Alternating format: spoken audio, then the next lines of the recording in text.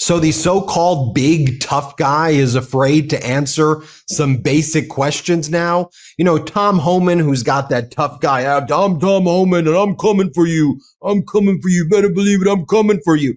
And look, he's doing despicable and horrible things to the migrant community. But now that he's been exposed and it appears that he's on video accepting $50,000 in cash in a kava bag. Kava's like a Mediterranean semi-fast food restaurant. It's like a Mediterranean Chipotle. It's pretty good food, by the way.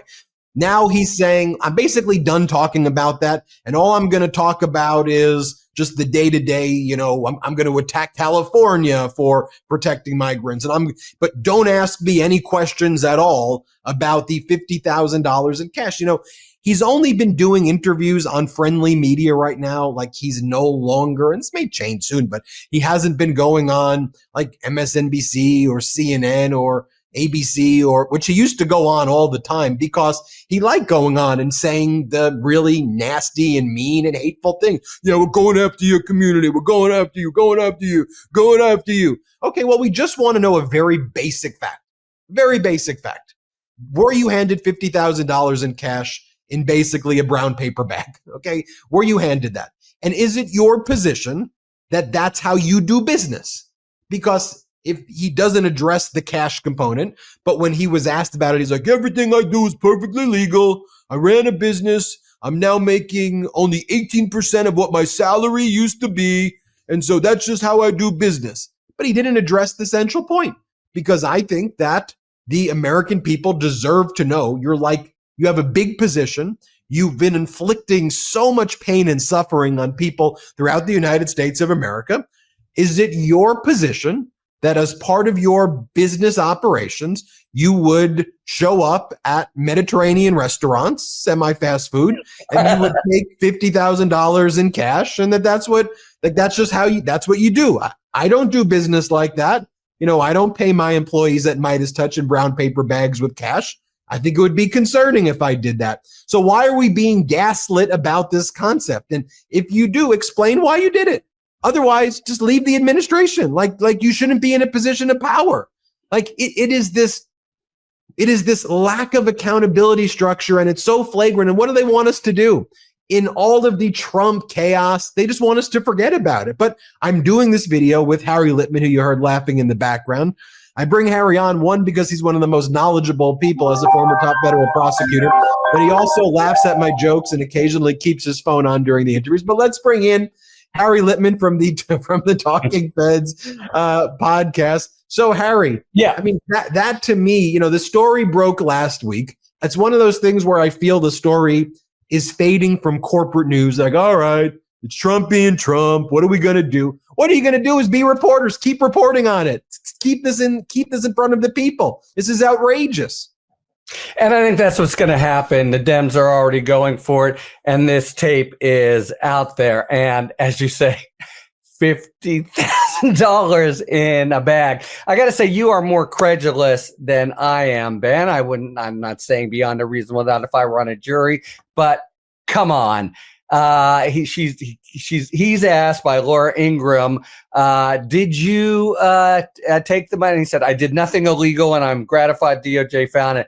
That's like right up there with Clinton. I never broke the laws of my country. Of course there's a tape. Of course there's a tape. And the tape is coming out. That is just for starters. The question is then what happens? And let me tell you, as a former prosecutor, what's a pretty interesting detail here. I think it's pretty clear, and it's been reported, they let him take the money. And any sting I've ever been involved in, and remember, they come across him serendipitously. They're investigating someone else who sort of serves up Homan. He just shows up, and as you say, in his sort of, you know, tough guy, bagman way, and he takes the money, and they let him go. Anything I've ever been involved in, you stop the music, lights come on, you're under arrest, and all the money that, you know, you have to keep track of. But it's pretty clear, why did they let him take the money? Remember, we're in September of last year. This is not the corrupt DOJ of Trump. They want to see, is he gonna go through with it? Is he gonna, I assume, and go through with it. What does that mean? Actually try, as he's promised to do, to kind of do sweetheart deals for this, what he thinks are people who do border security and what are really FBI undercover cops. Now, for my money, and if I were calling the shots, and DOJ and U.S. attorneys are the technical bosses of the FBI, I think it's a really stupid move that they did it. But here's the most important thing to me. Our email Beauvais, Mr. Life Tenure on the Third Circuit, in early January, apparently expresses some kind of discontent with this case and the charges brewing against Homan. And it's closed up is the case. It's just buried in June. Just that much to just close up a case. The wheels of justice grind slowly. If the Department of Justice tries to do either of two things, first, the tape doesn't exist. It's amazing that Catherine Levitt has come forward and said that. Amazing that we live in a country where you just assume that the White House is lying. But the tape exists. Many people have heard it, and have vouched for it. What they may well try to do, though, and there have been hints about this, and here my nerdy bona fides come in handy. There have been a series of cases involving what feels like a bribe to you and me, where the Supreme Court has narrowed that definition. And here in this case, it's a true litigation risk. Would the Supreme Court eventually say he wasn't someone who had been selected to be an official? That's the word in the statute. Selected, therefore it wasn't a crime. That's the kind of thing they've done before. But you've got this big fish who has swum into your net. He's taken $50,000 in a bag. We're talking, he's taking the money. Money laundering issues, tax issues, potential conspiracy that extends after, potential honest services fraud. You do not give up on this guy without all kinds of additional investigation. And even if you're thinking about this arcane Supreme Court issue, you go to the Office of Legal Counsel, you get an opinion. Supreme Court's never held this. You're just worried that it might. In other words, it is a completely spurious claim that we nevertheless may see when this tape comes out to say something like, well, we were concerned about the Supreme Court. That's why we decided to bury it. If they tell you that, they're lying to you. It's just couldn't be within that time frame. Now, I think it's true. It's totally rank and raw and favoritism that the DOJ might not. Oh, and by the way, word to the wise, anyone tries to give you $50,000 in a bag, don't decline it thinking, oh, the Supreme Court will take care of me later. So there's not only all these other crimes, there's also state law crimes. Of course, that state in question, Texas, which, has its own problems with Ken Paxton. So I think at the end of the day, it's possible, the tape comes out and it is flagrant, and not just like tawdry, $50,000 in a bag, but that combined with all the points you rightly made, all his savagery and overextension and triumphant kind of militarism with the way he's handling the migrant community, I think those two things put together might spell the end of Tom Homan as border czar. So this is serious stuff for him. He has to understand it. But I just want to say, I've thought it through. I've written about it. If they try to sell a theory later that they were, just doing the regular legal analysis and we were worried about the Supreme Court, it's a lie.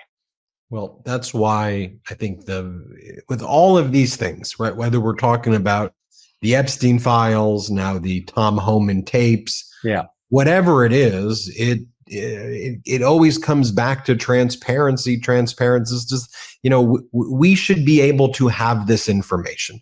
We should not want someone like Tom Homan to be in this position if what's on this tape is egregious, because if he was willing to do it on this occasion, it would seem to be not the first time that someone goes about doing something. It could have been, but we deserve to see what it is, form our opinions about a public servant who was not confirmed by the Senate, but who got this kind of extra cabinet-ish appointment as borders are, and say, is this the person we want or is it we don't want? It's the same thing ultimately with the Epstein files, which is whichever rich, wealthy men are on this list, we the people can be able to decipher. Was this just someone who was a neighbor in West Palm Springs because a lot of rich people live in West Palm, in Palm Beach, and know each other? Or as you delve deeper, was it people actively involved in something deeper? We should be able to determine that. And that's why we should just have access to this information. That's all we're asking for. I'll give you the final word. Okay, and I think we will. But let me just say, in terms of the decline and degradation of government, this happened before he was put into this slot. I've done, among my other things in government, some vetting of candidates. If someone under consideration, I don't care what the charge is, attorney general down to office clerk, you get from the FBI that the guy took $50,000 in a bag, I guarantee you the candidacy would be dead within 15 minutes. So it's not simply, should we consider then? They knew it at the time, 50,000 in a bag, and they put him in this important job. Man, oh man, that's already testimony before the government even begins under Trump 2.0. They don't give a shit about the people. They don't give a shit about probity. They don't give a shit about, the law. They just want them to go in and knock heads. It's stunning. I'm just trying to think of getting this report of this current candidate and not right away going to the deputy attorney general who right away makes the phone call, thanks, but no thanks to Homan. It's stunning. If Homan's there, testify before Congress, did you take the cash? Yeah. Did you report it as income? Was it on your tax? Right. Yes or no? Oh, I'm not going to answer the question. Well, then just stop. Then just stop this freaking crap. Across the board with all of these people, they're doing things that I don't care what political party you're from. This is not normal. We should not be okay with it. And we're going to call out everybody. Subscribe to Harry Litman's Substack, his YouTube page, and his podcast. It's called the Talking Feds YouTube, Talking Feds Substack, Talking Feds podcast. Just search on any of those platforms, Talking Feds, hit subscribe, and you'll see Harry Makes Me Smart. It's where I learned after law school. It's all Harry Litman. Thanks, Harry. Thank you, Ben. Talk to you soon. Thanks for tuning in. If you enjoyed this video and other Talking Feds content, please take a second to like and subscribe. Talk to you later.